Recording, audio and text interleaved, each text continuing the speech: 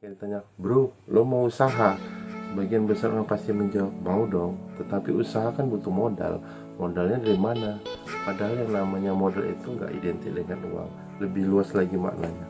Tetapi pada video kali ini kita akan membahas 6 sumber modal usaha uang cash, no debt collector, macet, dan lelang. Mau tahu kan?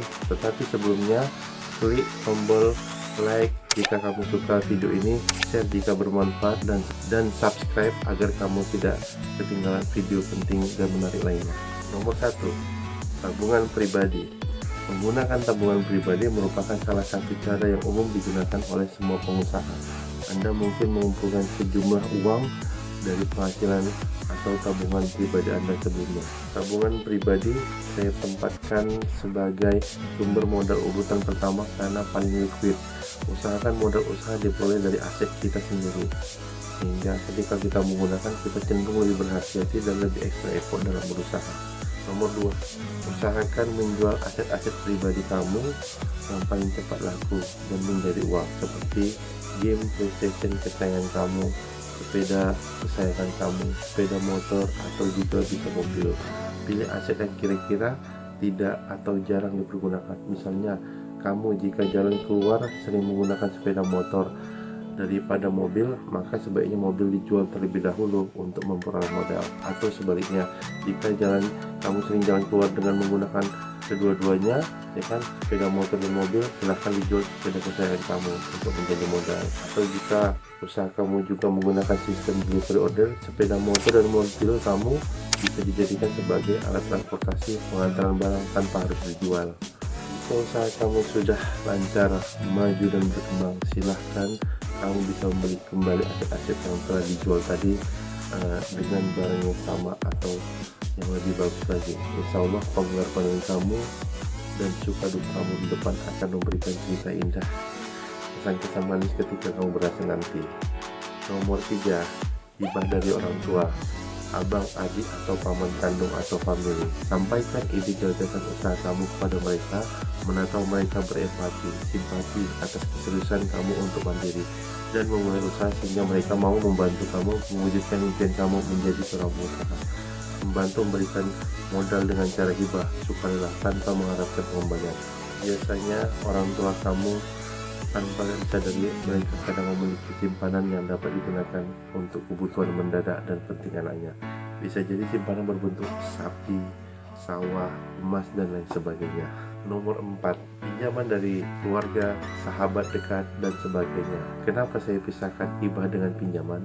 Pertama, jika hibah mungkin nominalnya lebih sedikit karena pemberian itu ikhlas, sukarela, dan tanpa keinginan pengembalian uang tersebut. Sedangkan jika pinjaman biasanya nominalnya lebih besar, tetapi harus dikembalikan karena bisa jadi uang tersebut sebenarnya diperlukan oleh keluarga kita, tetapi karena mereka ingin membantu kamu dan akadnya pinjaman, maka kamu wajib mengembalikannya dengan tengah waktu tertentu dan harus kamu kembalikan karena mereka juga mungkin membutuhkan uang tersebut untuk keluar rumah tangga, kewajiban mereka, dan lain sebagainya. Untuk hal ini kamu wajib menjaga amanah, karena bagi seorang pengusaha, amanah dan janji itu harus ditepati karena akan mempengaruhi kredibilitas kita ke depannya. Nomor 5, kerjasama bagi hasil dengan investor atau pemilik modal. Sampaikan ide gagasan usaha kamu kepada orang, rekan-rekan, kawan-kawan, sahabat dekat, atau family. Mana tahu mereka ingin berinvestasi untuk usaha kamu. Terapkan bagi hasil, bagi risiko. Sampaikan hal ini di depan sebelum berjalan. Contoh 60-40, 50-45, dan sebagainya. Biasanya jika kamu merupakan pribadi yang amanah, dapat dipercaya, serta berpengalaman di usaha yang akan dibuka, mereka akan percaya, yakin, dan berinvestasi kepada kamu. 6, yang terakhir, dana corporate social responsibility atau disebut juga CSR dari perusahaan besar atau badan usaha milik negara BUMN, badan usaha milik daerah BUMD. Dana CSR ini bisa berbentuk hibah atau pinjaman lunak. Maksudnya pinjaman lunak yaitu pinjaman yang tanpa bunga, tanpa denda, hanya membayar pokoknya saja. Hibah seperti ini saya terangkan di atas tadi. Bantuan tanpa pengembalian diberikan secara sukarela, ikhlas, tanpa berharap pengembalian. Untuk pinjaman di lembaga keuangan, saya tidak dapat melarang Anda karena semua keputusan ada di tangan Anda. Anda yang menjalani dan Anda juga yang dapat melihat dampaknya. Saya hanya sharing konten video melalui wadah kanal bicara usaha, sharing pengalaman, ilmu dan hal-hal yang diperlukan dalam merintis dan menjalankan usaha. Semoga Anda mendapatkan modal usaha dari sumber yang berkah. Amin.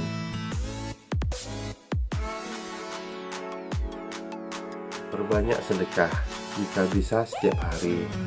Saya sarankan setiap pagi karena sedekah itu akan menyuburkan rezeki kamu. Jika kamu ada uang 20.000, 20.000, jika tidak 10.000 atau 5.000, 1.000 tergantung kemampuan kamu.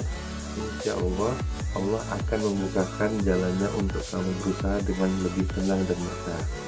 Setelah kita berusaha maksimal, berikhtiar dengan sempurna, jangan lupa untuk berdoa kepada Allah Subhanahu wa Ta'ala, karena Dia yang Maha Kaya, Maha Baik dan Maha Memberi. Mohon agar diberikan jalan, petunjuk dan rezeki yang berkah melimpah. Jika kita belum juga mendapatkan modal sesuai kebutuhan usaha yang ingin kita mulai, masih banyak jalan usaha yang bisa dikerjakan dengan modal di bawah 1 juta. Atau jika tidak ada juga, kamu bisa berusaha dengan modal skill keahlian yang kamu miliki saat ini. Nikmati setiap proses, karena kesuksesan itu tidak ada yang instan. Semua butuh waktu dan proses. Demikianlah info 6 sumber permodalan anti stres, anti galau, anti ribet yang bisa kamu dapatkan untuk mulai usaha kamu. Jika kamu suka, klik like, share, dan subscribe. Sampai jumpa di video selanjutnya.